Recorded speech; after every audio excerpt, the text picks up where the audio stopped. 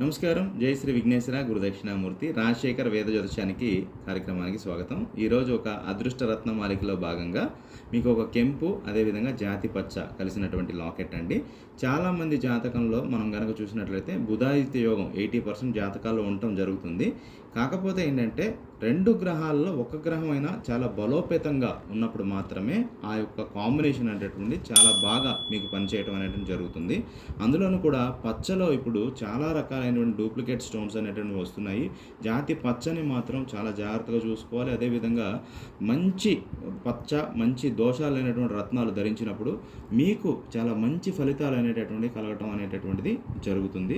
బుధుడు బుద్ధికారకుడు, వ్యాపారకారకుడు, తెలివితేటల కారకుడు, అదేవిధంగా ఆరోగ్య ఐశ్వర్య కారకుడు సూర్యుడు అవుతాడు. వీళ్ళిద్దరి కాంబినేషన్ వల్ల వ్యాపారస్తులకు కానీ, లేకపోతే అదేవిధంగా బిజినెస్ చేసేటటువంటి వాళ్ళకి, అదేవిధంగా జాబ్ చేసేటటువంటి వాళ్ళకి చాలా బాగా మంచి ఫలితాలు కలగడం జరుగుతుంది.